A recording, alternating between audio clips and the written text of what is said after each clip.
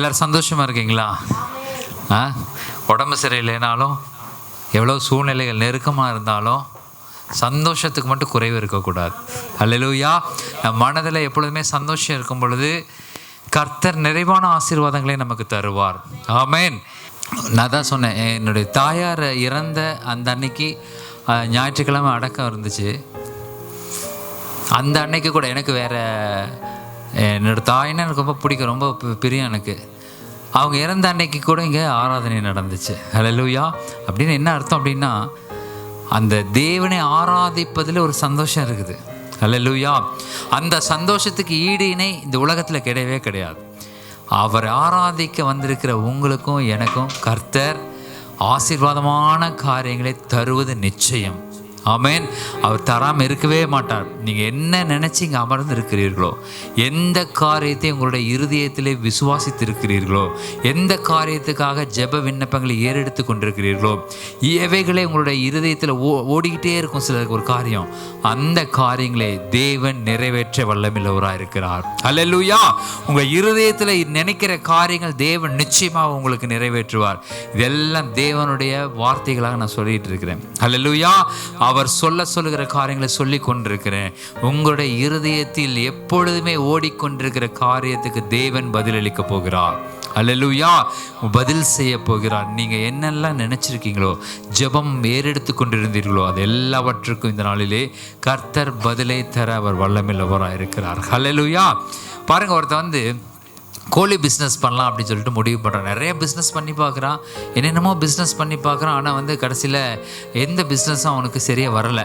உடனே அவன் என்ன பண்ணுறான், சரி ஒரு கோழி பிஸ்னஸ் பண்ணலாம் அப்படின்னு சொல்லிட்டு கோழியெல்லாம் வாங்கிட்டு நிறையா கோழியை வாங்கிட்டு ஒரு ஊருக்கு போய் அந்த ஊரில் ஒரு பெரிய பண்ணையை வச்சு, கோழி பண்ணையை வச்சு, அந்த கோழி பண்ணையில் நிறைய கோழி வச்சுருக்கிறான். சரி விற்கலாம், கோழி விற்கலான்னு முடிவு பண்ணி அங்கங்கே போர்டெல்லாம் வச்சு கோழி விற்கப்படும், இங்கே கோழிகள் விற்கப்படும்னு போட்டு வச்சுட்டான். அந்த ஊரில் ஒரு பெரிய மனுஷன் வர்றாரு கோழி வாங்கிறதுக்கு. கோழி வாங்கிறதுக்கு என்ன பண்ணுறாரு, பார்த்துட்டு, டேய் தம்பி, என்னடா புதுசாக இருக்குது அந்த ஊருக்கு, நீ எந்த ஊர் அப்படிங்கிறாரு. அப்புறம் அவன் பார்க்குறான், இந்த மனுஷன் பெரிய மனுஷன் மாதிரி இருக்கான், என்ன பண்ணலாம், இது என்னமோ நம்மளை எதாவது பேசி இதை பண்ணிட்டாருன்னு என்ன பண்ணுறது அப்படி. சரி, நான் அவன் நினச்சபடியே ஆகுது. அவர் சொல்கிறாரு, டேய் என்ன தொழில், புதுசாக கோழி தொழிலெலாம் ஆரம்பிச்சிருக்கிற, இந்த கோழியை பற்றிலாம் உனக்கு தெரியுமா அப்படின்னு கேட்குறாரு. கோழியை பற்றிலாம் நல்லா தெரியுங்க அப்படிங்கிறான். சரி, கோழினா சேவலை பற்றி உனக்கு தெரியுமா? சேவலை பற்றியும் தெரியும், கோழியை பற்றியும் தெரியும், சேவலை பற்றியும் தெரியும். சரி, இதெல்லாம் தெரியுமா? இது எந்தெந்த ஊர்லேருந்து வருதுன்னு தெரிஞ்சிருக்கா தெரியுமா உனக்கு? இதில் எந்தெந்த ஊர் கோழின்னு தெரியுமா உனக்கு அப்படிங்கிறார். என்னங்க கோழியில் எந்த ஊர் கோழின்னு எப்படி தெரியும்? இது சேவல், இது கோழி, அவ்வளோதான் எனக்கு தெரியும். கொண்டை இருந்தால் சேவல், கொண்டை இல்லாட்டி அது கோழி, இவ்வளோதாங்க எனக்கு தெரியும். அதெல்லாம் வாங்கிட்டு போய் எல்லாம் வெட்டி சாப்பிட்ருவாங்க, அவ்வளோதான் எனக்கு தெரியும். இல்லை, கோழியை பார்த்தே கண்டுபிடிச்சிடலாம், அது எந்த ஊர் கோழின்னு கண்டுபிடிச்சிடலாம் அப்படிங்கிறாரு. என்னடா வம்பா இருக்குது, எது எப்படா முடியும் அப்படின்ட்டு அவர் என்ன சொல்கிறாரு, சரி எனக்கு உண்மையிலேயே இது எந்த ஊர் கோழிலாம் தெரியாது, அது நீங்களே கொஞ்சம் சொல்லி சொல்லுங்கள் பார்க்கலாம் அப்படின்னு. இவன் இது என்னடா, கோழியோட முதுகை பார்த்தா தெரிஞ்சு போயிடுது. கோழியை கொண்டு வந்து நிற்க வச்சு முதுகை பார்த்துட்டு, அட இது நாமக்கல் கோழி, இன்னொரு கோழியை கொண்டு வந்து நிறுத்தி இதை பார்த்துட்டு, அதை தடவி பார்த்து, இது சேலத்து கோழி, சரி இன்னொன்று தடவி பார்த்து, இது அருப்புக்கோட்டையிலேருந்து வந்த கோழி, இதை தடவி பார்த்துட்டு, இது மதுரை கோழி. யோசிக்கிறான், எப்படா இந்த ஆளுக்கு தடவி பார்த்து உடனே சொல்கிறான், எப்படின்னே தெரியலையே. இன்னொன்று போய் எடுத்து பார்க்க, இது தடவி பார்த்து, இது ஈரோட்டிலேருந்து வந்த கோழி. அவனுக்கு ஒன்றுமே புரியல. சரின்னு இன்னைக்கு இந்த நம்ம தொழிலை கெடுக்கிறதே வந்திருக்கிற அந்த ஆளு கண்டுபிடிச்சிட்டான் அந்த பையன். உடனே இன்னொன்று பண்ணு, இது அந்த கோழியை கொண்டு வா, எடுத்து தடவி பார்க்குறேன், இது கோயம்புத்தூர் கோழி. சரி, இதெல்லாம் தெரியாமல் தொழில் பண்ண வந்துட்டேன், என்ன கோழினே தெரியல, இது எந்த ஊர் கோழின்னு தெரியல, இதெல்லாம் தெரியாமல் தொழில் பண்ணுற கிணத்துக்கடா நீ வந்திருக்கிற அப்படின்னு சொல்லி திட்டுறான். அப்புறம் திட்டிட்டு, சரி இந்த கோழியெல்லாம் கொண்டு வந்திருக்கிறேன், இதெல்லாம் என்னென்ன கோழின்னு தான் உனக்கு தெரியல, நீயாத எந்த ஊர்லேருந்து வந்துக்கிறேன்னு சொல்லு அப்படிங்கிறான். இன்னும் திரும்பி நின்றுட்டு தடவி பார்த்து கண்டுபிடிச்சிக்கங்க அப்படின்னு சொல்கிறான். நம்ம இந்த செய்திக்கெலாம் நம்ம செல்வோம். இல்லை நல்ல கரங்களை பலமாக தட்டி கர்த்தருடைய வார்த்தைக்காக அல்லேலூயா. இந்த நாளிலே கர்த்தர் நமக்கு கொடுக்கப்பட மகிமையான வார்த்தைகளுக்காக நம்ம கர்த்தரை மகிமைப்படுத்துவோம். ஓகே, கவனிங்க. நம்முடைய வாழ்க்கையில் எப்பொழுதுமே எந்த சூழ்நிலையிலுமே பார்த்திங்கன்னா நல்ல வெளிச்சம் இருந்து கொண்டே இருக்கும்.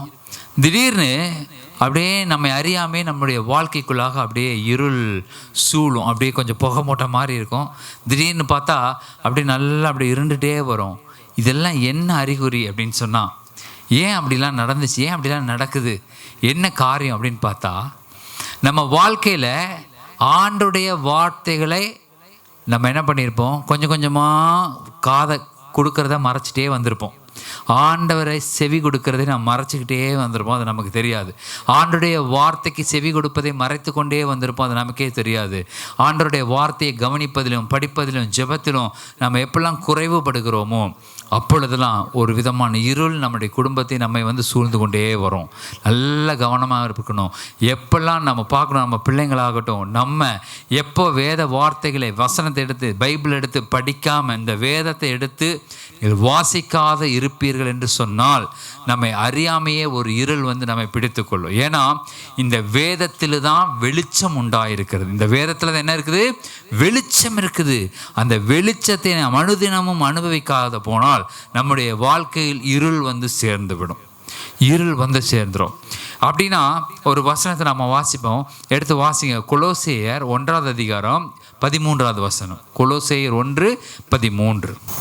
இருளின் அதிகாரத்தினின்று நம்மை விடுதலையாக்கி தமது அன்பின் குமாரனுடைய ராஜ்யத்துக்கு உட்படுத்தினவருமாய் இருக்கிற பிதாவை ஸ்தோத்தரிக்கிறோம். இருளின் அதிகாரத்திலிருந்து ஒளியின் பிதாவின் இடத்திற்கு. ஆமென். ஹல்லேலூயா. இன்னைக்கு இதுதான் செய்தியோட தலைப்பு. இருளின் அதிகாரத்திலிருந்து ஒளியின் பிதாவின் இடத்திற்கு. அப்போது இருளின் அதிகாரம் எப்பொழுது நம்ம வாழ்க்கையிலாம் வருது அப்படின்னு சொன்னால், இருள் எப்போ வருதுன்னா கர்த்தருடைய வெளிச்சம் நம்முடைய வாழ்க்கையில் வீசாத பொழுது இருள் சேருது. அந்த வெளிச்சம் எப்போ நம்ம வீசாது அப்படின்னா 2-3 வகையில் அது வீசாது. எப்படின்னா, ஒன்று, ஒருத்தருக்கு நிறைய பணம் காசு வந்துருச்சுன்னு வைங்க, ஒருத்தர் ஆண்டவரே கதின்னு கிடப்பாங்க. திடீர்னு பணங்காசு அதிகமாக வந்துருச்சு அப்படின்னு சொன்னால் என்ன ஆகும், அவங்க தேவனை விட்டு அப்படியே கொஞ்சம் கொஞ்சமாக வழி விலகி போவாங்க. இது எங்களுடைய வாழ்க்கையில் ஆரம்ப காலத்துலேருந்து நிறையா பார்த்துருக்குறோம்.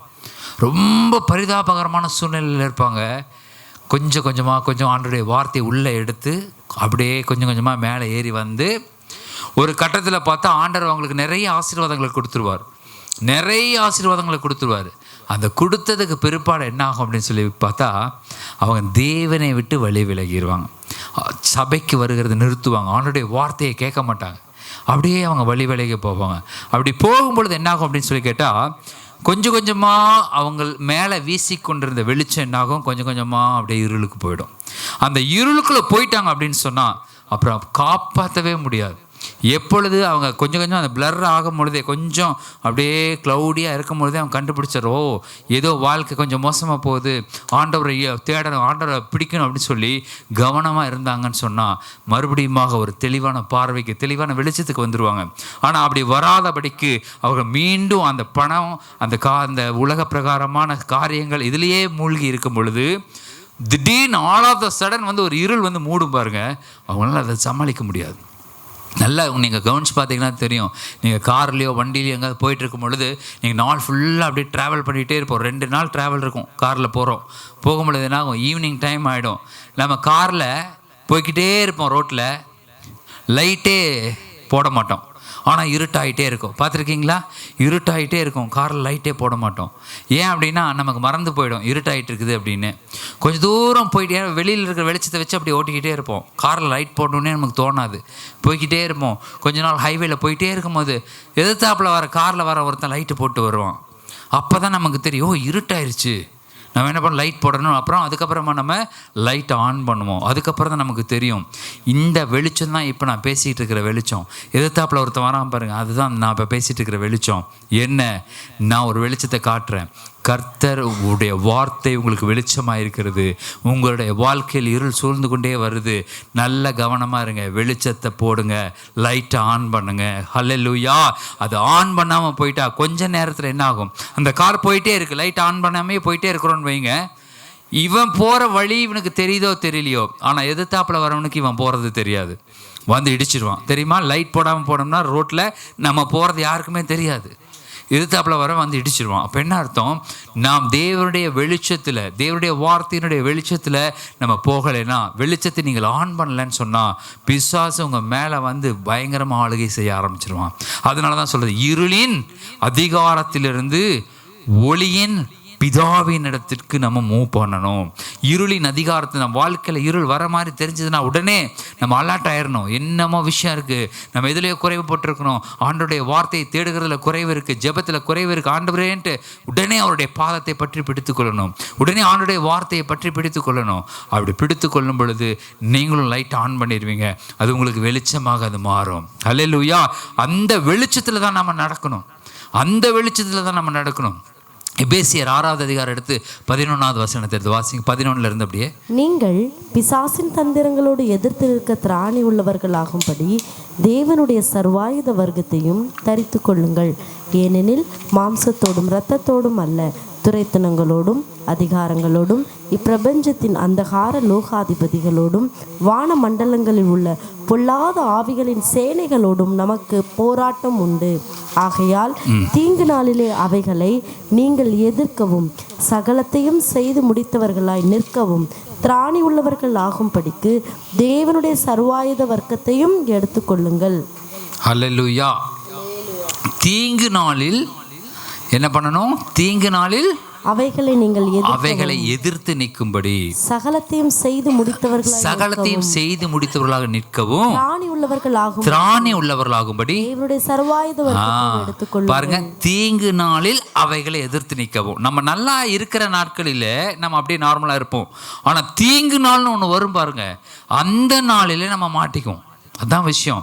கர்த்தரை தேடுகிற நாட்களிலே, கர்த்தரோடு இசைந்து இருக்கிற நாட்களிலே நமக்கு எல்லாமே ஒன்று தான். தீங்கு நாள் வந்தாலும் ஒன்று தான், நல்லா இருந்தாலும் ஒன்று தான், இல்லை நார்மலாக இருந்தாலும் பேலன்ஸாக நடுவால் இருந்தாலும் ஒன்று தான். மேலே போனாலும் கீழே போனாலும் நடுவாக இருந்தாலும் ஒரு பிரச்சனையும் இல்லை.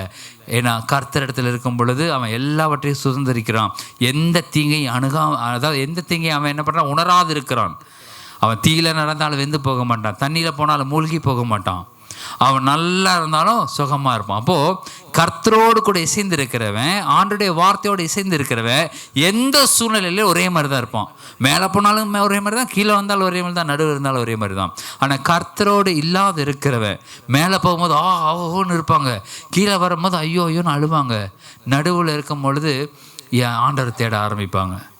எப்படின்னு சொல்லி கேட்டால், அந்த மாதிரி எந்த சூழ்நிலையிலையுமே கர்த்தரை தேட கற்றுக்கொள்ள வேண்டும். நாம் கர்த்தரோடு இருக்கும் பொழுது, தீங்கு நாள் வரும் பொழுது அதை எதிர்த்து நிற்கிற திராணி நமக்கு இருக்கும். அல்லேலூயா. கர்த்தரை தேடுகிற ஜனங்களுக்கு தீங்கு நாள் வரும் பொழுது அதை எதிர்த்து நிற்கிற திராணி நமக்கு இருக்கும். அதை கேட்ட சர்வாயுத வர்க்கம் நமக்கு இருக்கும். சர்வாயுத வர்க்கத்தை தரித்து கொள்ளுங்கள் அப்படின்னா என்ன அர்த்தம்? கர்த்தர் நமக்கு நிறைய கொடுக்குறார். அந்த ஆதாம் ஏவாள் அவங்க பாவம் செய்து ஏதேன் தோட்டத்தில் அவங்களுக்கு ரட்சிப்பின் உடை இருந்துச்சு. அப்படின்னா ஆத்மாவுக்கு அந்த காரியங்களை சொல்கிறேன். ரட்சிப்பின் உடை அவங்களுக்கு இருந்துச்சு. உடை மாத்திரம்தான் இருந்ததே தவிர அதில் எந்த விதமான ஆயுதங்களும் இல்லை. வெறும் ஒரு ஒளியின் உடையை தரித்திருந்தாங்க, வெளிச்சத்தின் உடை தரு. அதில் ஆயுதங்கள் இல்லை. அதனால் பிசாசு ஈஸியாக அவங்கள ஏமாற்றிட்டான். பிசாசு ஈஸியாக அவங்களுடைய மனசை மாற்றிட்டான். ஈஸியாக அந்த பழத்தை சாப்பிட வச்சுட்டான். கவனிங்க, ஒரு மிலிட்ரி மேன் இருக்கிறாரு, நிறைய துப்பாக்கி கத்தி குண்டெல்லாம் வச்சு, கையெறி குண்டெல்லாம் வச்சு அப்படியே ஒரு ட்ரெஸ் போட்டு யூனிஃபார்ம் போட்டு அவர் இருக்கும் பொழுது என்ன ஆகுது? அந்த குண்டும் கையில் வச்சிருக்கிற அந்த கன்னு கத்தி அந்த மாதிரி நிறைய ஆயுதங்கள்லாம் தரித்திருக்கும் பொழுது ஒரு மனுஷன் அவ்வளோ எளிதில் அவன் பக்கத்தில் போக முடியாது. ஈஸியாக அவங்ககிட்ட போய் அதெல்லாம் ஒன்றும் பண்ண முடியாது. ஆனால் அவன் எந்த ஆயுதமும் இல்லாமல் இருக்கும்பொழுது, வெறும் யூனிஃபார்ம் மட்டும் போட்டு இருக்கும் பொழுது ஈஸியாக அந்த சட்டையை கழட்டிட முடியும் அவனால். ஆயுதங்களை வச்சுருக்கும் போது அவன் பக்கத்தில் யாரும் போக மாட்டானுங்க. ஐயோ அவன் எல்லா ஆயுதமும் வச்சுருக்கிறான் அப்படின்னு. அதுபோல் ஆதாம் ஏவாள் எந்த ஆயுதமும் இல்லாமல் வெறும் யூனிஃபார்மில் இருந்தாங்க. வெறும் அந்த ரட்சிப்பின் வஸ்திரத்தை தரித்திருந்தார்கள், ஒளியின் ஆடையை தரித்திருந்தார்கள். ஈஸியாக பிசாசு அவங்கக்கிட்ட போய் அப்ரோச் பண்ணிட்டான், ஈஸியாக போய் வேலை செஞ்சிட்டான், ஈஸியாக அவங்க மனசை மாற்றிட்டான். ஆனால் புதிய உடன்படிக்கையின் ஜனங்களாகிய உங்கள் மேலும் என் மேலும் கர்த்தர் ஒரு சர்வாயுத வர்க்கங்களை அவர் தரித்திருக்கிறார். ஹல்லேலூயா. தி ஆர்மர் ஆஃப் காட் உங்கள் மேலே இருக்குது. உங்கள் மேல் சர்வாயுத வர்க்கங்கள் இருக்குது. உங்களுக்கு ஒரு கச்சை இருக்குது. சத்தியம் என்னும் கச்சை இருக்குது. முதல் வசனம் அதை வாசிங்க. வாசிங்க பாப்போம். அதை சத்தியம் என்னும் கச்சையை உங்கள் அறையில் கட்டி கொள்ளுங்கள். ஒரு ரோம போர் சேவகன் என்ன பண்ணுவான், எடுத்த உடனே ஃபர்ஸ்ட் அவன் வந்து யூனிஃபார்ம் போடும் பொழுது அவன் ட்ரெஸ் மேலே யூனிஃபார்ம் மேலே முதலாவது என்ன பண்ணுவான் அப்படின்னு கேட்டால், கச்சையை எடுத்து, கச்சைனா பெல்ட் எடுத்து முதல்ல கட்டுவான். ஒரு ரோம போர் சேவகன் வந்து என்ன பண்ணுவான், நின்று அவனுடைய கச்சையை எடுத்து கட்டுவான், இடுப்பில் இருக்க பெல்ட் எடுத்து கட்டுவான். ஏன் அந்த பெல்ட் கட்டுறான் அப்படின்னா, அந்த பெல்ட்டில் தான் எல்லாமே இருக்கும். அந்த பெல்ட்டில் தான் அவனுடைய கத்தி இருக்கும், பட்டயம் வச்சுருப்பான். அந்த பெல்ட்டில் தான் கேடயத்தை லாக் பண்ணி வச்சுருப்பான். அந்த பெல்ட்டில் தான் எல்லா விதமான அந்த ஆர்மஸ், எல்லா விதமான அந்த ஆயுதங்களையும் அவன் வச்சுருக்க முடியும் அந்த பெல்ட்டில். அப்போ அதை நினச்சிங்க, சத்தியம் என்னும் கச்சையை நம்ம கட்டியிருக்கணும். ஹல்லேலூயா. அப்படின்னு என்ன சத்தியம்னா என்ன? ஆண்டவருடைய வார்த்தை. ஹல்லேலூயா. யோவான் 17வது அதிகாரம் எடுத்து 17வது வசனத்தை வாசிங்க. யோவான் 17:17.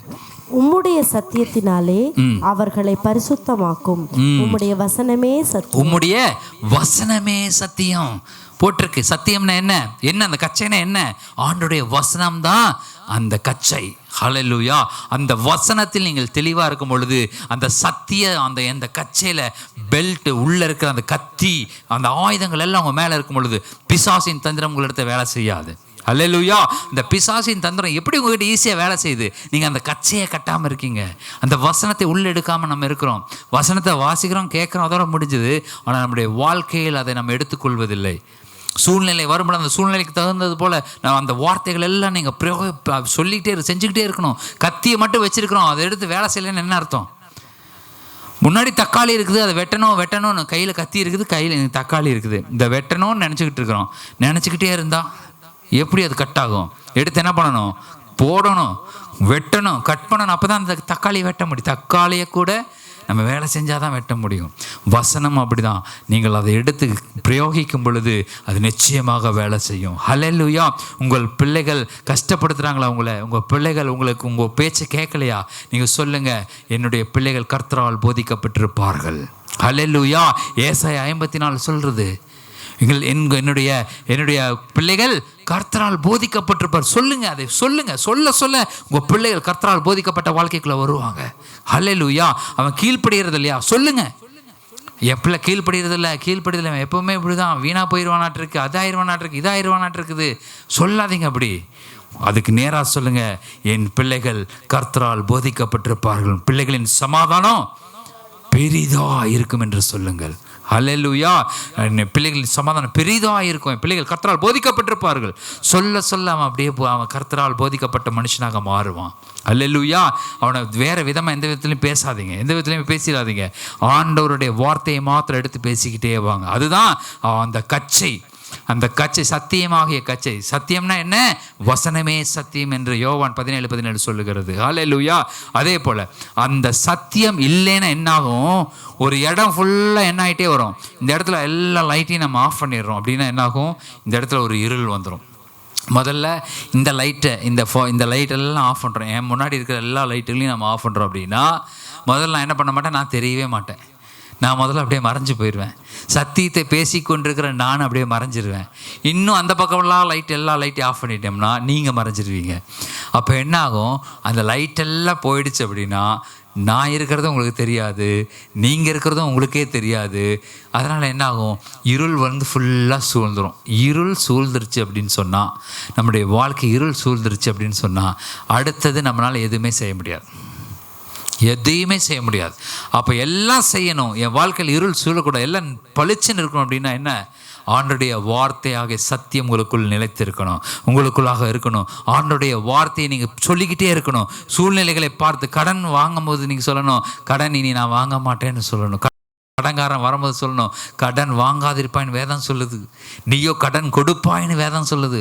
அதே போல் நான் ஆக போகிறேன், நான் கடன் வாங்க மாட்டேன், கடன் கொடுக்குறவளா மாறுவேன்னு சொல்லி நீங்கள் சொல்லணும், அறிக்கை பண்ணணும். அந்த வார்த்தையை எடுத்து வெட்டணும். அப்போ தான் தக்காளியை வெட்ட முடியும்.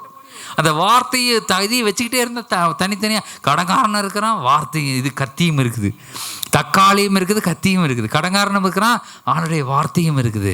அப்படி என்னடா பண்ணுறது யோசிச்சுட்டு இருக்கக்கூடாது. அந்த வார்த்தை எடுத்து போடணும், ஒரே போடா. நான் இனி கடன் வாங்க மாட்டேன், கடன் கொடுக்குறவனா மாற போகிறேன். அல்ல, நான் இந்த தேசங்களுக்கு கடன் கொடுப்பேன். ஹல்லேலூயா.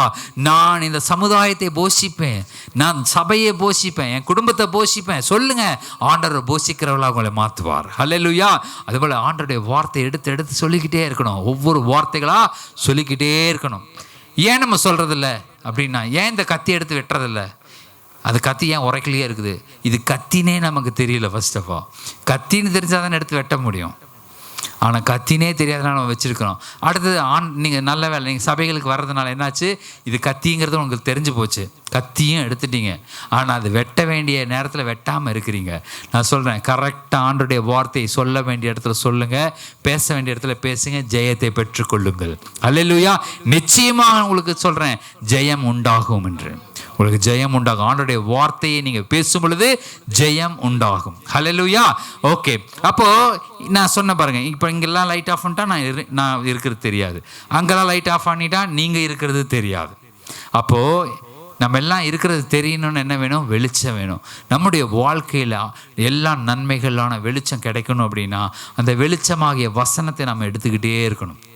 சங்கீதம் 119 130 எடுத்து வாசிங்க. 119 130. உம்முடைய வசனத்தின் பிரசித்தம், உம்முடைய வசனத்தின் பிரசித்தம் வெளிச்சம் தந்து பேதைகளை உணர்வுள்ளவர்கள் ஆக்கும். வசனம் தான் வெளிச்சம் தரும். வசனம் தான் பேதைகளை உணர்வுள்ளவர்களாக மாற்றும். அல்லேலூயா. இப்போ வசனம் தான் வெளிச்சம்ங்கிறத தெல்ல தெளிவாக அந்த வசனம் சொல்லுது, இந்த வேதம் சொல்லுது. வேதம் தான் வெளிச்சம். அந்த வெளிச்சம் இருக்கும் பொழுது தான் நாம் வெளிச்சத்தில் நடக்கிறவர்களாக மாற முடியும். அப்படி இல்லைன்னா இருட்டில் தடவி திரிவர்களாக தான் நம்ம இருக்க முடியும். தடவி திரிகிறவர்கள் என்ன பண்ணுவாங்க? இருள் வந்துருச்சுன்னா அவங்க தடவி திரிவாங்க, எங்காவது இருக்குதா. அப்போது இப்படி தடவி திரிகிறவர்களாக இருக்கக்கூடாது, வெளிச்சத்தின் பிள்ளைகளாக இருக்கணும். ஏன்னு சொல்லி கேட்டால், இருளின் அதிகாரத்திலிருந்து ஒளியின் பிதாவின் இடத்துக்கு வந்திருக்கிறோம். ஹல்லேலூயா. அப்போது ஆதாம் மேவாள் மாட்டின மாதிரி, அந்த பிசாசின் இடத்துல மாட்டின மாதிரி நம்ம மாட்ட போகிறது இல்லை. ஆதாம் மேவாளுக்கு ரட்சிப்பின் வஸ்திரம் மாத்திரம்தான் இருந்தது. ஆனால் உங்களுக்கும் எனக்கு என்ன இருக்குது? சர்வாயுத வர்க்கங்கள் இருக்கிறது. எல்லாம் நமக்கு இருக்குது. சர்வாயுத வர்க்கங்கள் இருப்பதினால நாம் என்ன பண்ண வேண்டியதில்லை, இனிமேல் பயப்பட வேண்டியதில்லை. பிசாசின் தந்திரங்களுக்கு நம்ம எதிர்த்து நிற்க போகிறோம். கச்சை இருக்கிறது, வசனம் இருக்குது, வெளிச்சம் இருக்கிறது. அந்த வெளிச்சம் இருப்பதினால நம்முடைய வாழ்க்கையில் இருள் வரப்போவது இல்லை. இருள் வந்தாலுமே மறுபடியும் வசனமாகிய வெளிச்சத்துள்ள போடுங்க. இருள் வர்றதுக்கு வாய்ப்பு இருக்குது. ஒரு வேளை நான் ஆண்டவருடைய பிள்ளை, எனக்கு இருளே வராது அப்படிலாம் கிடையாது. இருள் வரக்கு வாய்ப்பு இருக்குது. இருள் வந்தாலும் ஃபுல்லாக காரிருள் வந்து மூடாது, லைட்டாக அப்படியே கொஞ்சம் வரும். அந்த டைமில் டக்குன்னு ஆண்டவருடைய வசனத்தை பிடிச்சி அப்படியே மேலே ஏறிடணும். ஹல்லேலூயா. அப்படியே வசனத்தை பிடிச்சி மேலே ஏறிடணும். ஆண்டவருடைய வசனத்தை கேட்கணும், அப்படியே கேட்க கேட்க மேலே ஏறிடலாம். ஹல்லேலூயா. வெளிச்சம் வந்துடும், கேட்க கேட்க வெளிச்சம் வந்துடும். ஸ்தோத்திரம். இருட்டுக்கு வெளிச்சத்திலிருந்து திடீர்னு இருளுக்குள்ளே போகும் பொழுது நமக்கு கண்ணு தெரியாது, இருட்டாக இருக்கும். பரவாயில்ல, இருட்டாக இருக்கும். ஆனால் அந்த இருளுக்குள்ளேயும் ஒரு வெளிச்சம் வந்துச்சு அப்படின்னா நமக்கு நல்லா தெரிஞ்சிடும். அதே போல் தான் எந்த விதமான இருள் நம்மளை சூழ்ந்தாலும், இருள் சூழ்ந்துங்கிறத நம்ம அடையாளம் கண்டுபிடிச்சிட்டோம்னா ஆண்டவருடைய வார்த்தையை பேசி நம்ம மேலே வந்துடலாம். ஏன்னா உலக ஜனங்களுக்கு அது அந்த வாய்ப்பு இல்லை. இந்த வாய்ப்பு யாருக்கு இல்லை? கிறிஸ்துவை அறியாத ஜனங்களுக்கு கிடையாது. அவங்களுக்கு இருள் வந்து மூடுச்சுன்னா ஐயோ அப்படின்ட்டு ஊரெல்லாம் அலைவாங்க. இங்கே போய் எதாவது பண்ண முடியுமா, அங்கே எதாவது பண்ண முடியும், இவன் ஏதாவது ஹெல்ப் பண்ணுவானா, அவன் ஏதாவது ஹெல்ப் பண்ணுவானான்னு சொல்லி உலகம் ஃபுல்லாக ஊர் பூரா அலைவாங்க. ஆனால் ஒரே ஒரு இடத்துலேருந்து தான் உதவி வரும். அந்த உதவி செய்யும் கண்மலையை மறந்து விடுவார்கள். உதவி செய்யும் கண்மலை அவங்க அறியாது இருக்கிறார்கள். அவங்களுக்கு அறிய மாட்டாங்க. உதவி இவர்கிட்ட இருந்து தான் உதவி வரும்னு சொல்லி அவங்களுக்கு தெரியாமல் இருக்கும். ஆனால் உதவி கர்த்தரிடத்திலிருந்து மாத்திரம்தான் வரும். உதவி தேவனுடைய வசனத்தில் மாத்திரம்தான் வரும். நீங்கள் எப்பொழுது தேவனுடைய வசனத்தில் உதவி கேட்கிறீர்களோ அப்பொழுது உங்கள் குடும்பத்தினுடைய எல்லா சூழ்நிலைகளும் மாறும். ஹல்லேலூயா. உங்கள் குடும்பத்தினுடைய சூழ்நிலை மாறணுமா? ஆண்டவரிடத்திலிருந்து உதவி கேளுங்க, இந்த வசனத்திலிருந்து உதவி கேளுங்க. அப்பொழுது தான் அது கிடைக்கும். வேற எங்கேயும் கிடைக்காது. வேற எங்க உலகத்தில் போய் ஜனங்க கிட்ட போய் கேளுங்க. உங்கள் அப்பா அம்மாட்ட கிடைக்காது, உங்கள் பிள்ளைகிட்ட கிடைக்காது, உங்களுடைய பேர பிள்ளைகிட்ட யார்கிட்ட போய் கேட்டாலும் உதவி கிடைக்காது. உதவி எங்கே கிடைக்கும்? கர்த்தருடைய வார்த்தையிலிருந்து மாத்திரம்தான் கிடைக்கும். ஹல்லேலூயா. அப்போ அந்த வார்த்தைகளை நீங்கள் பற்றி பிடித்துக் கொள்வீர்கள் என்று சொன்னால் உங்கள் வாழ்க்கையில் ஒரு வெளிச்சம் அப்படியே வந்து சேரும். ஆமென். அடுத்த வசனத்தை அப்படியே வாசிங்க. நீதி என்னும் மார்க்கவசம். நீதி என்னும் மார்க்கவசம். ஹல்லேலூயா. நீதி என்னும் மார்க்கவசத்தை நாம் என்ன பண்ணணும்? போட்டுக்கணும். நீதி அப்படின்னா என்ன? இந்த ஒரு காரியத்தை சொல்லி நம்ம இந்த மெசேஜை முடிப்போம். நீதி என்னும் மார்க்கவசம். மார்க்கவசம் பார்த்துருக்குறீங்களா? சண்டைக்கு போகிறவங்களாம் என்ன பண்ணுவாங்க, இப்படி நெஞ்சு மேலே ஒரு இது கவசம் மாதிரி போட்டிருப்பாங்க. ஏதாவது அம்புக்கு இது வந்துச்சுன்னா பட்டுச்சுனாலும் விழுந்துடும், உள்ளே ஏறாது. அந்த மாதிரி மார்க்கவசம் ஒன்று போட்டிருப்பாங்க. அப்போ கச்சைன்னா என்ன பார்த்தோம், பெல்ட்டு. மார்க்கவசம்னா இங்கே போட்டிருக்கக்கூடிய ஒரு கவசம். அந்த கவசம் என்னவாமா, நீதி என்னும் மார்க்கவசம். நீதி என்னும் மார்க்கவசம். நீதி அப்படின்னா கர்த்தர் இயேசு கிறிஸ்து தன்னுடைய இரத்தத்தை சிந்தி என்னை மீட்டு எடுத்திருக்கிறார் என்பதுதான் நீதி. ஹல்லேலூயா.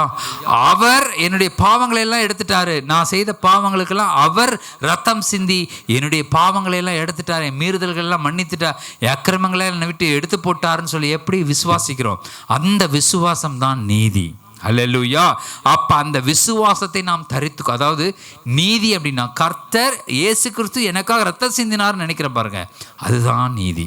அந்த நீதியை நம்ம போட்டுக்கணும். ஹல்லேலூயா. சுயநீதியில் நிற்கக்கூடாது. சுயநீதிங்கிறது என்ன, நான் ஜெபம் பண்ணனா எல்லாம் ஆயிடும், நான் மட்டும் உபவாசம் போட்டு ஜெபம் பண்ணனா அவங்க குடும்பம் பூரா நாசமாக போயிடும், அதுக்காக நான் உபவாசம் போட்டு நான் ஜெபிச்சேன் பாருங்க, அவங்க குடும்பம் எப்படி போயிடுச்சு, நான் இப்படி உபவாசம் போட்டு ஜெபிச்சேன் அவங்க தொழிலெல்லாம் வீணாக போச்சு. அது ஒரு மலையாளி ஒருத்தர் சொன்னா, நான் முட்டு குத்து நான் ஜெபம் பண்ண அவங்க குடும்பம் வீணாக போயிடும் அப்படின்னு எது சொன்னார் ஒரு மலையாளி. நான் சொல்கிறேன், ஆண்டவருடைய இந்த காரியங்களை இதற்காக பயன்படுத்துகிற அவரை நினச்சி நான் ரொம்ப வருத்தப்படுறேன். ஆனால் பாருங்கள், அந்தெல்லாம் நீதி, சுயநீதி. நான் மட்டும் ஜெபம் பண்ணால் இப்படி நடக்கும், நான் மட்டும் ஜெபம் பண்ணால் இப்படி நடக்கும், அப்படி நடக்கும்னு வெளி தேசத்தில் ஒருத்தர் சொன்னார் என்கிட்ட. எனக்கு சிரிப்பு வந்துச்சு. சரி, ஓகே, அப்படியா, அப்போ ஆண்டவர் எதுவுமே செய்யலையா, நீங்கள் பண்ணுறதுல தான் நடக்குது எல்லாமே அப்படின்னு சொல்லிட்டு சொன்னேன் கிண்டலா. நான் என்ன சொல்கிறேன், நாம் சுயநீதியில் வாழாதபடிக்கு கர்த்தருடைய வசனத்தின்படி கர்த்தருடைய நீதியின்படி நம்ம வாழ்வோம் என்று சொன்னால், கர்த்தருடைய நீதியின், அவருடைய நீதி என்ன, அவர் எனக்காக ரத்தம் சிந்தினார், அதனால தான் என் பாவம் மன்னிக்கப்பட்டுச்சு. நான் ஜெபிக்கும் பொழுது கர்த்தர் எனக்காக இன்னைக்கு யுத்தம் பண்ணுறாரு, நான் ஜெபிக்கும் போது கர்த்தர் எனக்காக செயல்படுகிறார் என்பதை நாம் எப்பொழுது சொல்லுகிறோமோ அதுதான் தேவ நீதியாக இருக்கிறது. அந்த நீதியை தான் நாம் தரித்து கொள்ள வேண்டும். ரோம போர் படைகளில் என்ன ஆகும், அந்த சிப்பாயி நல்லா எல்லாம் போட்டுட்டு கச்செல்லாம் கட்டிட்டு கத்திலாம் வச்சுக்கிட்டு எல்லாம் பண்ணிக்கிட்டு சண்டைக்கு அவர் போகும் பொழுது பாருங்கள், அந்த நிறைய எதிரி நாட்டு படைகள் அங்கே நிறைய அந்த மலை ஃபுல்லாக நிற்பாங்க. இந்த மலை ஃபுல்லாக ரோம படை நிற்கும். அந்த தளபதி என்ன பண்ணுவார், சைடில் இருந்து பார்ப்பார், தன்னுடைய படை வீரர்கள் எல்லாம் பார்ப்பார். எல்லாம் நிறைய பேர் நின்றுட்டுருப்பாங்க. அப்படியே எல்லாரையும் கவனிப்பார், உத்து கவனிப்பார். சிலர்லாம் பார்த்தீங்கன்னா அந்த மார்க் கவசத்தை போட மாட்டாங்க. இங்கே இருக்குதுல்ல, அந்த மார்க் கவசத்தை போட மாட்டாங்க, அது போடாமே நிற்பாங்க. அது போடாமல் அவங்க நிற்பாங்க. என்ன இவன் போடாமல் நிற்கிறான் அப்படின்ட்டு அந்த தளபதி என்ன பண்ணுவார், தன்னுடைய பட்டயத்தெல்லாம் எடுத்துகிட்டு தன்னுடைய அந்த கேடயத்தெல்லாம் எடுத்துகிட்டு என்ன பண்ணுவார், நேராக யார் போடலையோ அவங்க பக்கத்தில் போய் நின்றுவான். யார் போடலையோ அவங்க பக்கத்தில் போய் நின்றுவான். இவன் போய் தளபதி நின்றுட்டான் அப்படின்னா அந்த சோல்ஜரை, அந்த சிப்பாயை காப்பாற்ற முடியும். அப்படி இல்லைங்கிற பட்சத்தில் எதிரி ஈஸியாக அவனை அடிச்சிருவான். அதனால் இந்த தளபதி என்ன பண்ணுவார், இவன் போடாமல் நிற்கிறான் அப்படின்னு சொல்லிட்டு டக்குன்னு போய் அங்கே நிற்பார். நல்லா கவனிங்க, போட்டவன்லாம் என்ன, அவன் சுயநீதி. இதெல்லாம் நான் போட்டிருக்கேன், நான் இதை போட்டிருக்கிறதுனால எனக்கு எல்லா பாதுகாப்பு இருக்குது அப்படின்னு சொல்லி நிற்கிறான். ஆனால் போடாத ஒருத்தர் நிற்கிறான் பாருங்க, அந்த போடாமல் நிற்கிறவன் கிட்ட தளபதியே போய் நிற்பான். அப்போ அவனை காப்பாற்றப்படும். ஹல்லேலூயா. என்ன சொல்கிறேன், நீங்கள் கர்த்தருடைய நீதியில் நின்றீர்கள் என்று சொன்னால் அவர் தான் என்னை அவர் ரட்சிக்கிறார், அவர் தான் எனக்கு எல்லாத்தையும் கொடுக்குறாரு, அவருடைய ரத்தத்தினால நான் கழுவப்பட்டிருக்கேன், அவர் தான் என்னை நீதிமான் ஆக்கியிருக்கிறார், என்னுடைய செயல்களினால் நான் நீதிமான் ஆகலை, அவர் தான் நீதிமான. அந்த நீதி தான், அந்த மார்க்கவசம் இல்லாமல் அப்படியே அவன் நிற்கிறான். என்னுடைய தேவன் தான் எனக்கு எல்லாம் அப்படி நிற்கிறான் பாருங்க. அப்போ தளபதி வந்து நிற்பார் நம்ம முன்னாடி. அல்லேலூயா. அப்போ அந்த படையினுடைய போர் படையினுடைய தளபதி, ஓ ஏன் சிப்பாய் இது மார்க்கவசம் போடாமல் நிற்கிறான், அவருக்கு நான்லாம் பாதுகாப்பு என்று சொல்லி அவர் போய் அங்கே நிற்பார். அல்லேலூயா. அவர் போய் அங்கே நிற்கும் பொழுதுதான் அந்த சிப்பாய்க்கு வந்து ஒரு பாதுகாப்பு கிடைக்கும். அல்லேலூயா. அந்த சிப்பாய் போடாமல் நிற்பான், மார்க்கவசம் போட மாட்டான், என் தளபதி என்னை பாதுகாக்காருன்னு. அதே போல தான் நம்மளும், நாம் எந்த காரியம் எடுத்தாலும் சரி, என் கர்த்தர் தான் என்னை பாதுகாக்க முடியும். ஆமேன். என்கிட்ட இருக்கிற இந்த மார்க்கவசம் என்னை பாதுகாக்காது, என்னை தேவன் என்னை பாதுகாப்பார் என்று சொல்லி நம்ம கர்த்தருக்கு என்று நாம் நிற்கும் பொழுது, அவர் எனக்கு இருக்கிறார் என்று நிற்கும் பொழுது தான் அதுதான் தன்னுடைய நீதியாக அது எண்ணப்படுகிறது. அதுதான் நீதியாக எண்ணப்படுகிறது. அல்லேலூயா. நம்முடைய செயல்களினால நம்ம நான் ஜெபிக்கிறேன், நான் உபவாசம் இருக்கிறேன், நான் இதை செய்கிறேன், நான் காணிக்க கொடுக்குறேன், நான் சர்ச்சுக்கு போகிறேன், அதனால தான். அப்படி இல்லை. இது எல்லாவற்றை காட்டிலும் கர்த்தர் உங்களோடு கூட இருக்கிறார். கர்த்தர் உங்களை பாதுகாக்கிறார். அவர் உங்களை நடத்துகிறார். அவர் உங்களை பரிசுத்தமாக்கி இருக்கிறார். அவர் உங்களுடைய பாவங்கள் எல்லாம் உங்களை விட்டு நீக்கி இருக்கிறார். அவர் உங்களை நீதிமான்களாக்கி இருக்கிறார். இந்த வார்த்தைகள் மாத்திரம்தான் உங்களை பாதுகாக்குமே தவிர நீங்கள் பண்ணுற ஜெபமோ உபவாசமோ போடுகிற காணிக்கையோ கொடுக்குற தசமபாகங்களோ இதெல்லாமே சுயநீதியில் மாறிடும். இதெல்லாம் கர்த்தருக்கென்று நான் செய்கிறேன், கர்த்தருக்கென்று செய்கிறேன். நம்ம எப்பொழுது கர்த்தருக்கென்று நம்ம செய்கிறோமோ அப்போ அவர் எல்லாவற்றையும் அவர் பொறுப்பெடுக்கிறார். அல்லேலூயா. சகல காரியங்களும் அவர் பொறுப்பெடுக்கிறார். நம்ம அப்படி தான் நிற்கணும். நிராயுத பாணிகளாக கர்த்தர் எனக்கு இருக்கிறார் நிற்கணும். அப்படி நிற்கும் பொழுது தான் கர்த்தர் தன்னுடைய கரங்களில் உங்களை எடுப்பார். அவர் பாதுகாப்பார், ஏந்துவார், தப்புவிப்பார், உங்களை பாதுகாப்பார். ஹல்லேலூயா. இந்த வாழ்க்கைக்குள்ளாக நம்ம போகணும். தேவனுடைய வசனம் முதல்ல நான் அப்படியே வரேன். தேவனுடைய வசனம் தான் வெளிச்சமாக இருக்கிறது. அது நம்ம இருளான காரியங்கள் வரும் பொழுது அந்த வெளிச்சம் உள்ளே வீசும் பொழுது, வசனம் என்கிற வெளிச்சம் உள்ளே வரும் பொழுது நாம் தடவி திரிகிறவர்களாக அல்ல, நேர்பாதையில் நடக்க முடியும். நல்ல கண்களை விரித்து பார்த்து நடக்க முடியும். இருளுக்குள்ள நம்ம நடக்க தேவையில்லை. இந்த உலக ஜனங்கள் இருளுக்குள்ள நடக்கிறதுக்கு வாய்ப்பு இருக்குது. தீங்கு நாள் வரும் பொழுது அவர்களால் சமாளிக்க முடியாது. தீங்கு நாட்களில் அவங்களால எதையுமே சமாளிக்க முடியாது. எதையும் சமாளித்தவங்களால் வாழ முடியாது. ஆனால் தீங்கு நாட்கள் வரும் பொழுது அது கூடார மறைவில் வைத்து கர்த்தர் உங்களை என்னை பாதுகாப்பார். அல்லேலூயா. அந்த தீங்கு நாளில் நம்ம நல்லா நடக்கணுங்கிறதுக்காக தான் வெளிச்சத்தின் பிள்ளைகளாக நம்மளை வச்சிருக்கிறாரு. இருளின் அதிகாரத்திலிருந்து ஒளியின் பிதாவின் இடத்துக்கு நம்ம நடத்தி இருக்கிறார். அல்லேலூயா. அப்போது ஏதேன் தோட்டத்தில் அவர்களுக்கு வெறும் உடை தான் இருந்துச்சே தவிர அதில் ஆர்மர்ஸ் இல்லை, அதில் சர்வாயுத வர்க்கம் இல்லை. ஆனால் புதிய உடன்படிக்கையின் பிள்ளைகளாகிய உங்களுக்கும் எனக்கும் கர்த்தர் ரட்சிப்பின் ஆடையும் கொடுத்து அதில் சர்வாயுத வர்க்கங்களையும் அவர் தரித்திருக்கிறார். ஹல்லேலூயா. ஆகையினால் பிசாசு நம்மக்கிட்ட நெருங்கவே முடியாது. பிசாசு நம்மக்கிட்ட வேலை பார்க்கவே முடியாது. 17வது வசனத்தை மாத்திரம் வாசிங்க, நம்ம முடிப்போம்.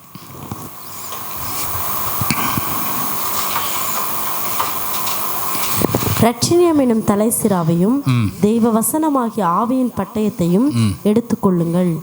எந்த சமயத்திலும் சகலவிதமான வேண்டுதலோடும் விண்ணப்பத்தோடும் ஆவியினாலே ஜெபம் பண்ணி அதன் பொருட்டு மிகுந்த மன உறுதியோடும் சகல பரிசுத்தவான்களுக்காகவும் பண்ணும் வேண்டுதலோடும் விழித்து கொண்டிருங்கள்.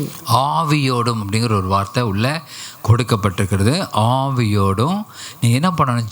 ஜெபம் பண்ணி அப்படின்னு சொல்லுது. அப்படின்னா ஆவியோடு ஜெபம் பண்ணுறது. நீங்கள் நல்ல அந்நிய பாஷையில் நீங்கள் ஜெபிக்கும் பொழுது, அவனுடைய வார்த்தையை சொல்லி அந்நிய பாஷையில் நீங்கள் ஜெபிக்கும் பொழுது, உங்களுக்கு தெரிகிற அந்நிய பாஷையில் நீங்கள் உங்களுக்கு ஆண்டவர்களுக்கு அந்த வரத்தை கொடுத்துருந்தாருன்னா, அந்த அந்நிய பாஷை பேசுகிற கிருபை உங்களுக்கு இருந்துச்சுன்னா, அந்நிய பாஷையோடு கூட நீங்கள் ஜெபங்களை செய்யும் பொழுது நீங்கள் தரித்தவர்களாக நில்லுங்கள்னு போடப்பட்டிருக்கிற வசனம். எப்படி தரித்தவர்களாக, அந்த வசனத்தை வச்சு தரித்தவர்களாக நில்லுங்கள்.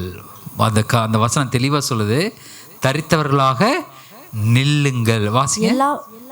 பொல்லாங்கனையும் அக்னி அஸ்திரங்களை எல்லாம் அவித்து போடத்தக்கதாய் எல்லாவற்றிற்கும் மேலாக விசுவாசம் என்னும் கேடகத்தை பிடித்து கொண்டவர்களாயும்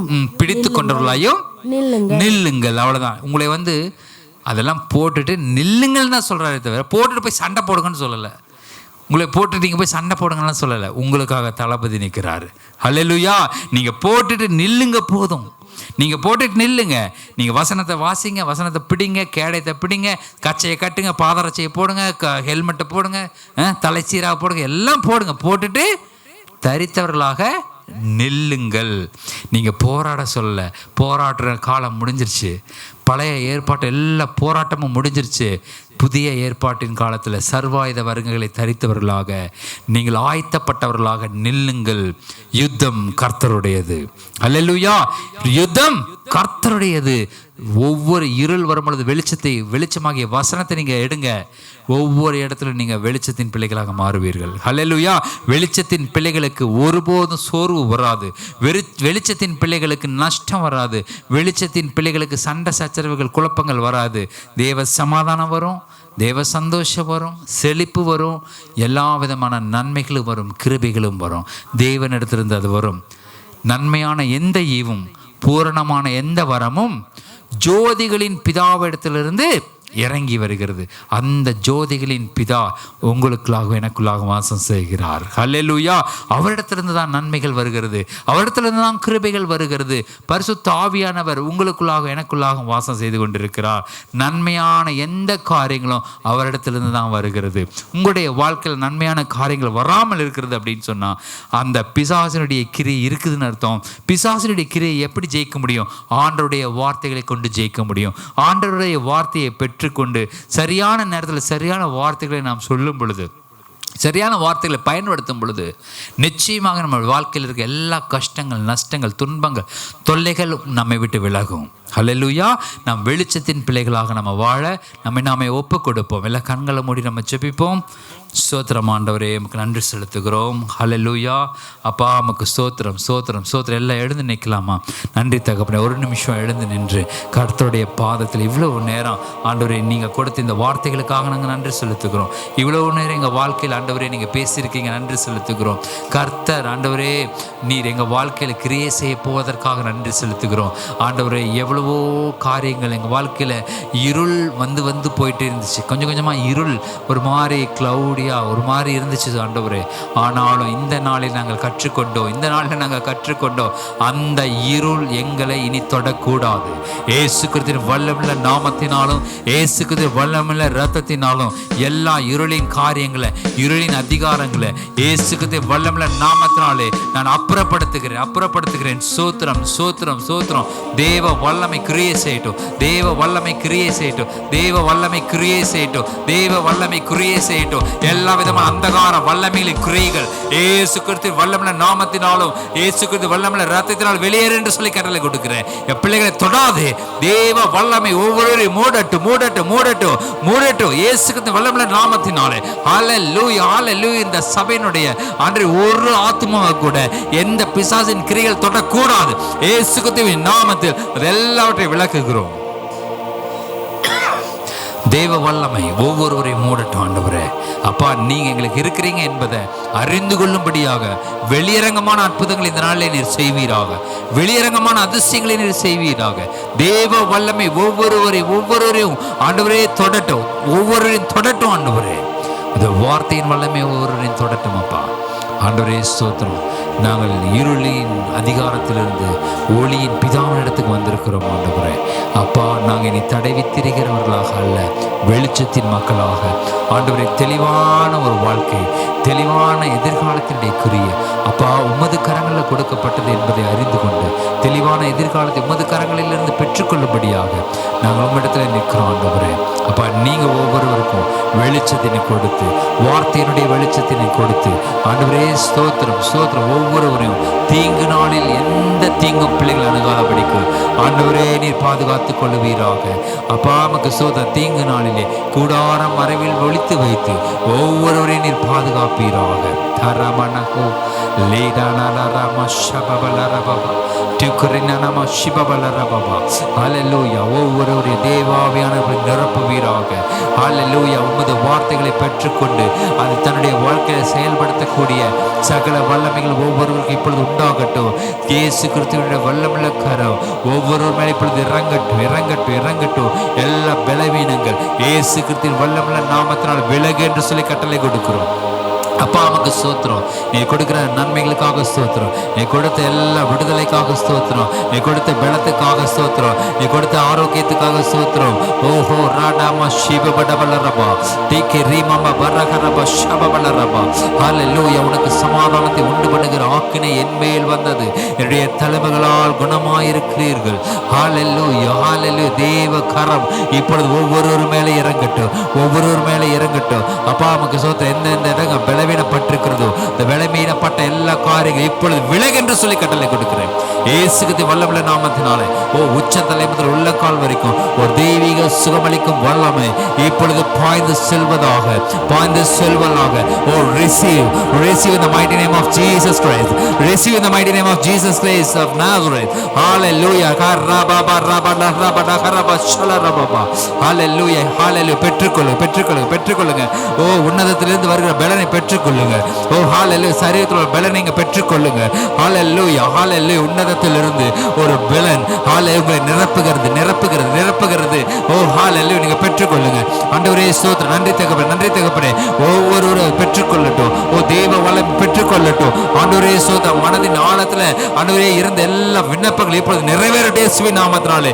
எல்லா பிசாசின் குறைகள் இயேசுவின் நாமத்தில் அத்தமாவதாக. ஓ இயேசுவின் நாமத்தில் அத்தமாவதாக. ஓ தேவ வல்லமை ஒவ்வொருவரையும் நிரப்பட்டும். ஆண்டவரே இதுக்கு தடையாக இருக்க எல்லா தடைகள் எல்லா இருளின் காரியங்கள் விலகட்டும் இயேசுவின் நாமத்தினாலே. ஆண்டவரே ஸ்தோத்திரம். நீங்க அப்பா ஒவ்வொருவர் மேலே பலமா இறங்கும்படியாக நான் ஜெபிக்கிறோம். ஆண்டவரே அப்பா நமக்கு ஸ்தோத்திரம் ஸ்தோத்திரம். சரீரத்தில் இருக்கிற பலவீனங்கள் ஒன்று விடாமல் வெளியே போகட்டும் இயேசுவின் நாமத்தில். எல்லா விக்கிரக கட்டுகள் இயேசுவின் நாமத்தினால் விலகென்று சொல்லுகிறேன். ஹalleluya, இயேசுக்கு வல்லமுள்ள நாமத்தினாலே. அப்பா நமக்கு ஸ்தோத்திரம். சரீரத்தில் இருக்கிற பலவீனங்கள் ஹalleluya, கழுத்தில் இருக்கிற பலவீனங்களை கொண்டு வந்த எல்லா அந்தகார வல்லமைகளே உன்னை பார்த்து சபிக்கிறேன் இயேசுவின் நாமத்தினால். நாங்கள் வருகிறோம். இயேசுக்கு வல்லமுள்ள ரத்தத்தினாலே நாம் சபிக்கிறேன். எல்லாம் வெளியே போ இயேசுவின் நாமத்தில். எல்லா பலவீனங்கள் வெளியேறட்டும் இயேசுவின் நாமத்தினாலே. ஹalleluya, ஹalleluya. நன்றி தகப்பனே. எல்லா அடிமைத்தனத்தின் கட்டுகள் வெளியேறட்டும். எல்லா அடிமைத்தனத்தின் கட்டுகள் வெளியேறட்டும். தெய்வ வல்லமை ஹalleluya இதை செய்யட்டும். அற்புதங்களை செய்யட்டும். ஆண்டவரே இந்த குழந்தைகள் இருந்து பெரியவங்க வரைக்கும் எல்லாருமே தேவனுடைய வல்லமை தேவனுடைய சுகமளிக்கும் கரம் இறங்கட்டும் ஆண்டவரே. அப்பா நமக்கு ஸ்தோத்திரம். நாங்கள் கருத்தாய் ஜெபிக்கிறோம் ஆண்டவரே. நாங்கள் கருத்தாய் ஜெபம் பண்ணுகிறோம் ஆண்டவரே. அப்பா ஸ்தோத்திரம். எங்கள் சபைகளில் பலவீனப்பட்டவர்கள் ஒருவரும் இருக்கக்கூடாது, ஒருவரும் இருக்கக்கூடாது. ஓ ஆத்மாவில் பலவீனப்பட்டவர்கள் ஒருவரும் இருக்கக்கூடாது. ஓ ஆவியில் தோய்ந்து போனவர்கள் ஒருவரும் இருக்கக்கூடாது. இருதயத்தில் பலவீனப்பட்டவர்கள் ஒருவரும் இருக்கக்கூடாது. ஓ வாழ்க்கையில் கஷ்டப்படுகிற ஒருவர் இருக்கக்கூடாது. கடன்பட்டவர்கள் ஒருவர் இருக்கக்கூடாது. ஓ பலவீனர்கள் இருக்கக்கூடாது இயேசுவின் வல்லமையுள்ள நாமத்தினாலே. ஓ ஹalleluya, all oppressed suppressed get out in the mighty name of Jesus. இயேசுவின் நாமத்தினாலே எல்லா பலவீனப்படுத்தின ஆவிகள் வெளியேறட்டும் இயேசுவின் நாமத்தினாலே. ஹalleluya, ஹalleluya. ஓடைய வாழ்க்கையும் தேவ ராஜ்யத்துக்குள்ள கட்டப்படட்டும். கர்த்தரோடு கூட இணைந்திருக்கட்டும். ஆண்டவரே ஸ்தோத்திரம். அப்பா நமக்கு ஸ்தோத்திரம். நீங்க சொல்லியிருக்கிறீங்க ஆண்டவரே, நீங்க செடிகள் நான் கொடி. என்னோடு கூட இணைந்திருக்கணும், என்னோடு கூட இணைந்திருக்கணும்னு சொல்லி ஒவ்வொருவரும் நம்ம கேட்போமா. நன்றி தகப்பனே. ஆண்டவரே ஸ்தோத்திரம். நாங்கள் உம்மோடு இணைந்திருக்கிறோம் ஆண்டவரே. பலன்களை பெற்றுக்கொள்கிறோம். தெய்வ வார்த்தை எங்கள் வாழ்க்கையில் கிரியை செய்யட்டும். ஒருவேளை எங்களுக்கு இந்த வார்த்தைகளை தேவனுடைய வசனங்களை சொல்ல முடியாமல் இருக்கலாம், சொல்ல தெரியாமல் இருக்கலாம். ஆனால் அந்த வசனத்தினுடைய வல்லமை உங்கள் வாழ்க்கையில் கிரியை செய்கிறது. இந்த நாளிலே தெய்வ வல்லமை உங்கள் வாழ்க்கையில் கிரியை செய்து தேவனுடைய வல்லமையில வார்த்தை உங்கள் வாழ்க்கையில் கிரியை செய்து கொண்டிருக்கிறது. நன்றி தகப்பனே. அப்பா ஸ்தோத்திரம். தேவன் கொடுத்த மகா பெரிய விடுதலைக்காக நன்றி செலுத்துகிறோம் ஆண்டவரே. நன்மையான காரியங்களுக்காக நன்றி செலுத்துகிறோம். என்னுடைய சரீர பலனுக்காக நன்றி செலுத்துகிறோம். ஆரோக்கியத்துக்காக நன்றி செலுத்துகிறோம். என் பிள்ளைகளின் பிள்ளைகள் ஒவ்வொருவருக்காக நன்றி செலுத்துகிறோம் ஆண்டவரே. உமக்கு சொன்ன சபையில் ஆனால் இருக்கிற ஒவ்வொருவரும் நாங்கள் ஆசீர்வதிக்கிறோம். பிதா குமாரன் பரிசுத்த ஆவியானவர் நாமத்தில் நாங்கள் வாழ்த்துகிறோம். ஆண்டவரே வர தடைப்பட்ட ஒவ்வொரு ஜனங்களுக்காக ஜெபிக்கிறோம். ஒவ்வொருவரும் நன்மைகளை பெற்றுக்கொள்ளட்டும், கிருபைகளை பெற்றுக்கொள்ளட்டும், ஆரோக்கியத்தை பெற்றுக்கொள்ளட்டும், ஆண்டவரே செழிப்பை பெற்றுக்கொள்ளட்டும் என்று சொல்லி மனதார நாங்கள் வாழ்த்தி ஆசீர்வதிக்கிறோம். பாதுகாத்துக் கொள்ளுங்கப்பா, பலப்படுத்துங்க. எங்கள் ஆண்டவரே இயேசு கிறிஸ்துவின் மூலமாக ஜெபிக்கிறோம் எங்கள் ஜீவனுள்ள பரம தகப்பனே. ஆமென்.